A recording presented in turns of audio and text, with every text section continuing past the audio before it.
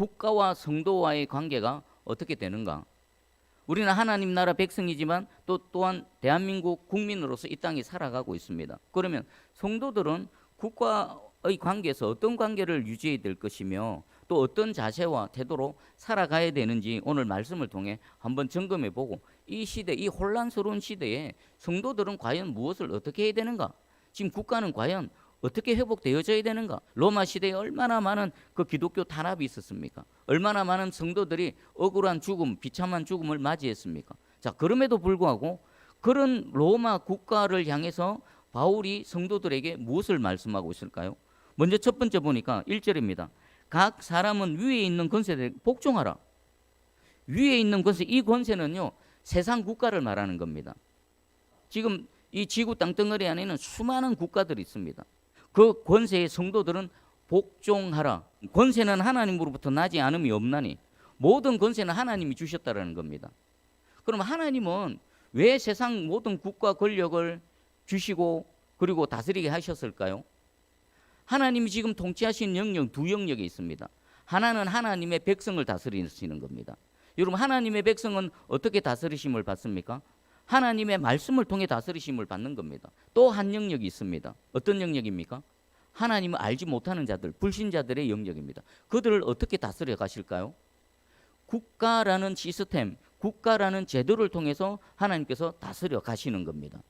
그 다니엘 시대 때 느부갓네살 왕, 그 누가 세우신 겁니까? 하나님께서 세우신 겁니다. 출애굽 시대의 바로 왕, 하나님께서 택하셔 바로 왕을 세우신 겁니다. 그럼 지금 지구 안에 있는 수많은 나라의 그 통치자들, 권세자들이 있습니다. 그거요 하나님으로부터 주어진 겁니다. 권세는 하나님부터 나지 않음이 없나니 모든 권세는 다 하나님께서 정하신 바라. 여기 정하셨다는 것은 하나님께서 택하셔서 위치시켜 놓으셨다는 겁니다. 그럼 기본적인 태도는 뭡니까? 국가 권력에 대해서, 그 공권력에 대해서 하나님의 성도들이 그 권위 아래 들어가는 겁니다. 언더스탠드가 있죠. 언더스탠드. 그 아래로 들어가서 서 있는 겁니다. 왜요? 그들을 세우신 분이 하나님이시기 때문에 국가 공권력 아래 내가 머리를 숙이고 들어가서 복종하는 것은 그 공권력 안에 순종하는 것이 아니라 누구에게 순종하는 겁니까? 그들을 세우신 하나님께 순종하는 겁니다. 그래서 2절에 경고를 합니다. 그러므로 권세를 거스르는 자는 하나님의 명을 거스름이니 거스르는 자들은 심판을 자취하리라. 그러니까 하나님께서 세우신 그 통치자들, 권세자들, 그들을 거스르는 것은 곧 그들을 세우신 하나님을 거스르는 거기 때문에 하나님을 거스르는 자들이 온전할까요? 하나님께서 그대로 내버려 주실까요? 아닙니다. 하나님께서 반드시 심판하신다는 것입니다. 이게 첫 번째 자세입니다. 이제 국가는 그러면 왜 주셨을까요? 3절을 한번 읽어볼까요? 다스리는 자들은 선한 일에 대하여 두려움이 되지 않고 악한 일에 대하여 되나니 내가 권세를 두려워하지 아니하려느냐? 선을 행하라. 그리하면 그에게 칭찬을 받으리라. 아멘. 하나님께서 이 세상에 국가라는 시스템을 두신 목적이, 기능과 역할이 여기 분명하게 나타납니다. 국가가 하는 일이 뭡니까? 선을 장려하는 겁니다. 하나님 보실 때에 기뻐하시는 그 일들을 적극적으로 행하라는 겁니다. 국가 시스템을 주셔서 하나님께서 기뻐하시는 일들이 보호가 되고 보호를 넘어서 계속해서 장려가 되어지고 격려가 되어지고 그것들이 확장되어지게 하기 위해서 하나님께서 국가를 두셨다는 겁니다. 또 하나 기능이 있습니다. 악을 행하는 자들에 대해서는 어떻게 합니까? 악을 억제하고 악을 처벌하는 기능이 국가에게 있는 것입니다. 우리 4절에 보니까 그가 하나님의 사역자가 되어 내게 선을 베푸는 자니 그러나 내가 악을 행하거든 두려워하라. 그가 공연히 칼을 가진 것이 아니라 국가라는 권력을 주셨고 그들에게 칼을 주셨답니다. 이 칼이 뭡니까? 사법권. 체포할 수 있고 처벌할 수 있는 권리를 하나님께서 국가 권력에 위임해 주셨다는 겁니다. 뭐 하라고요? 선한 일을 행하는 자들에게는 칭찬을 하고 상을 주고 악을 행하는 자들에게는 그것을 악을 억제할 뿐만 아니라 법이 있어서 악을 억제하고 악을 행하는 자들은 그 칼을 휘둘러서 처벌을 하라는 겁니다. 여러분, 만약에 무정부 상태가 되어진다고 생각해 보십시오. 국가가 형성되어지기 이전의 고대 사회를 생각해 보십시오. 그때는 어땠을까요? 무법천지였습니다. 무법천지. 힘 있는 자, 주먹이 센 자, 칼을 쥔 자, 자기 마음대로 했습니다. 하나님께서는 그곳에서 이 모든 피조 세상에 국가라는 시스템을 주셨습니다. 그리고 그 국가에게는 권력을 주셔서 선을 행하는 자는 그래 잘한다 잘한다 계속 선을 행할 수 있도록 칭찬하고 상을 주고, 악을 행하는 자들에게는 어떻습니까? 악을 억제하고 악을 행하는 자들에게는 사법권을 주셔서 그들을 체포할 수 있고 감금할 수 있고 심지어는 어떻습니까? 사형까지 할 수 있는 그 최고의 권한을 부여하셨습니다. 일반 은총을 베풀어 주시기 위해서 국가를 주시고 하나님께서 지금까지 유지시켜 주시고 지금도 그렇게 국가들은 그 목적으로 지금 존재하고 있는 겁니다. 자, 그러면 이제 세 번째 질문입니다. 도대체 성도들은 그러면 그 국가의 권력과 권위 아래 어느 선까지 복종해야 되는가? 절대적 복종일까요? 무한정 복종일까요? 아닙니다. 우리가 절대적 복종, 무한한 복종은요 딱 한 분밖에 없습니다. 요 하나님 한 분밖에 없습니다. 그러면 국가 권력 앞에서는요 우리가 어느 한계까지 복종하며 나아가야 될까요? 하나님께서 정하신 선 아래 있을 때, 하나님의 뜻 아래에 국가가 정상적인 기능을 수행할 때 우리는 그 국가 권위 아래 언더스탠드 하는 겁니다. 만약에 국가의 기능, 하나님께서 국가를 창설하신, 국가를 허용하신 그 목적과 기능을 상실해버리면 우리는 어떻게 될까요? 따를 의무가 없는 겁니다. 사도들이 말했죠. 하나님을 기쁘시게 하라, 사람을 기쁘게 하라. 그 사람의 뜻이 하나님의 뜻 아래 있으면요 얼마든지 사람의 뜻에 복종합니다. 그러나 그 사람의 뜻이 하나님의 뜻을 거스르면 성도들은 당연히 무엇을 해야 될까요? 하나님의 뜻을 쫓고 그 하나님의 뜻을 거스르는 사람의 뜻에 저항하고 거슬러야 되는 겁니다. 그러면 여러분 지금 대한민국을 한번 봐보십시오. 대한민국은 국가의 기능을 제대로 수행하고 있습니까? 딱 간단합니다. 권, 선, 징, 악 이게 제대로 수행되고 있는가? 선을 행하는 자들에 대해서는 칭찬을 하고 상을 주고 있는가? 악을 행하고 범죄를 저지르는 자에서 정당하게 처벌을 하고 그들에게 대가 지불을 하고 있는가? 한번 봐보십시오. 여기서 벗어나 있으면요 하나님께서 세우신 국가의 기능을 수행하지 못하고 있는 겁니다. 그럴 때 성도들은 어떻게 해야 된다고요? 그 권위에 순종하면 안 됩니다. 오히려 하나님의 뜻을 붙들고 하나님의 뜻 아래 순종해서 저항해야 되는 것입니다. 여러분 이번에 우리 선거를 치렀죠. 투표하는 과정, 개표하는 과정 어땠습니까? 공정했습니까? 정직했습니까? 절차를 잘 따랐습니까? 투표할 때도 절차를 어겼고요 정당하지 못했습니다. 수많은 의혹들이 불거져 나왔지 않습니까? 여러분 요즘은 그게 다 영상으로 찍혀서 다 공개가 됩니다. 정상적이지 않은 투표용지, 후보자가 5명, 6명인데 그럼 투표용지는 그 후보자 수대로 나와 있어야 되죠. 거기에 도장을 찍어야 됩니다. 그런데 어떤 투표지는 여러 명의 후보자가 있는데 싹 없고 2명의 후보자밖에 없습니다. 심지어는 지금 서울의 잠실 운동 경기장 안에는 지금 앞에는 수많은 우리 청년들이 지금 목소리를 외치고 재선거를 외치고 있습니다. 왜 그렇습니까? 투표자 수가 있는데 투표자 수대로 투표용지가 준비가 안 된 거면 이게 말이 됩니까? 2026년도입니다. 그게 절차상 그리고 그 왜 그렇게 되어졌는지 지금 국민들은 항의를 하고 있습니다. 그리고 지금 아직 투표가 끝나지 않았는데도 투표함을 봉인을 해버리고 심지어는 투표하려고 줄을 서가 있는데 거기서 발표를 해버리고 개표를 해버리고 표면적으로 국가의 주인은 누구죠? 국민입니다. 국민. 국회의원들이 뭡니까? 그 지역의 주민들, 국민들을 대표해서 우리 대신에 당신이 우리를 대표해서 좀 목소리를 내어주시오. 그 사람들이 국회의원들입니다. 국회의원 그 권력 어디서 나온 겁니까? 저와 여러분들의 한 표 한 표에 모아져서 그 사람들에게 모아진 겁니다. 대통령 뭡니까?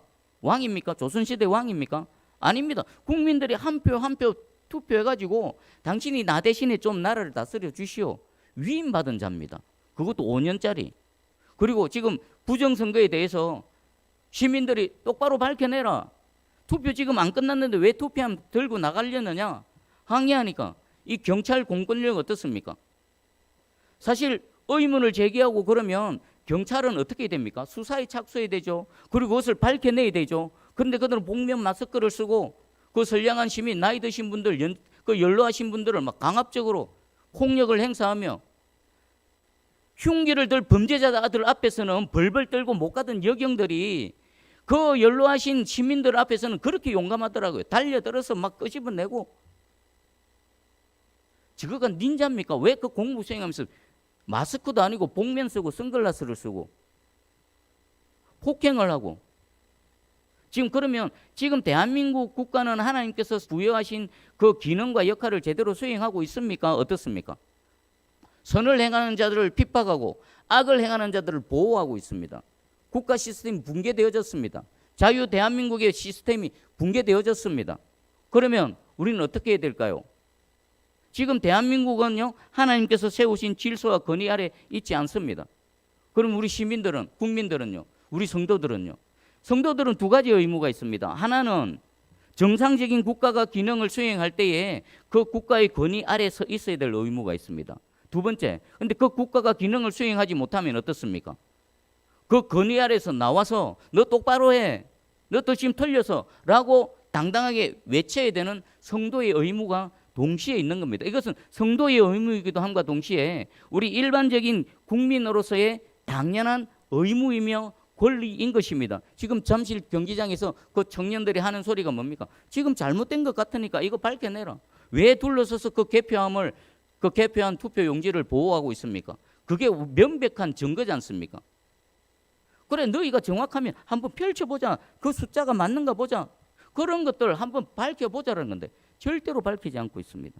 여러분, 지금 대한민국은요, 하나님께서 부여하신 국가의 기능과 역할을 수행하지 못하고 있습니다. 동시에 선을 행하는 자들을 핍박하고 있고 악을 행하는 자들이 공권력이 지키고 보호하고 있습니다.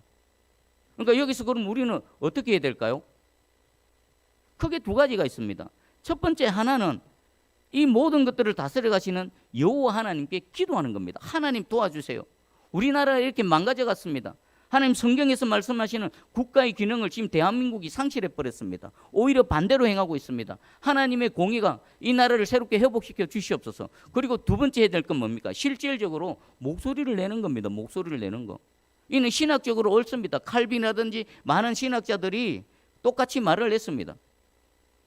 하나님의 권위 아래 있을 때, 그 기능 아래 있을 때는 순복해라. 그러나 그것을 벗어났을 때는 목소리를 내라는 겁니다. 그게 성도로서의 의무임과 동시에 여러분 대한민국 국민으로서 한 사람으로서의 의무이면서 권리이기도 한 것입니다.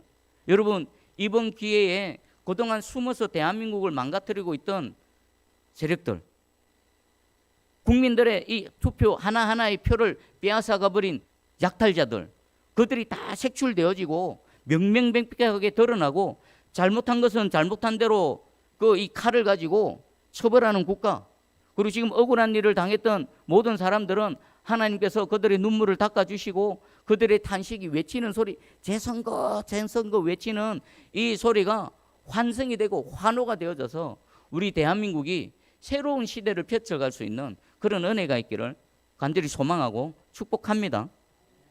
하나님께서 세우신 국가가 기능을 수행하지 못할 때에 우리 성도들이 어떻게 행해야 되는지, 그 공권력 앞에서 어떻게 반응해야 되는지 하나님께서 말씀해 주고 계시는 것입니다.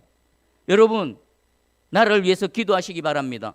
그리고 또 잘못된 것에 대해서 여러분은 국가의 주인님, 오늘 설교 제목이 누가 주인인가입니다. 누가 진짜 주인인가? 이 나라의 주인이 누굽니까? 대통령입니까? 통치자들입니까? 아닙니다. 우리는 민주주의 국가로서 국가, 여러분 한 사람 한 사람이 여러분이 이 나라의 주인입니다. 어떤 분이 그렇게 얘기하더라고요. 국민 한 사람은 헌법기관이다. 맞지 않습니까? 국회의원이 모인 그 국회가 헌법기관이라는 것은 그 국민 한 사람 한 사람이 권리를 부여했지 않습니까? 그게 모여서 국회가 되어진 겁니다. 그러니까 한 사람 한 사람이 입법기관, 헌법기관인 것입니다. 저와 여러분이 이 대한민국 국가의 주인인 것입니다. 그럼 그들은 뭡니까? 종입니다. 종. 여기 보니까 그들은 하나님의 사역자라. 하나님의 사역자라. 하나님의 그 사역을 돕는 자들이라. 그럼 그들도 뭡니까? 국민의 주인의 뜻을 위임받아서 국민의 뜻을 행하는 종들입니다. 너희들은 주인이 아니야. 국민이 주인이야. 너희는 위임받아서 사역하는 사역자들이야. 근데 왜 뜻대로 하지 않아? 똑바로 해. 라고 외칠 수 있는 그런 권리가 저와 여러분에게는 분명히 있습니다.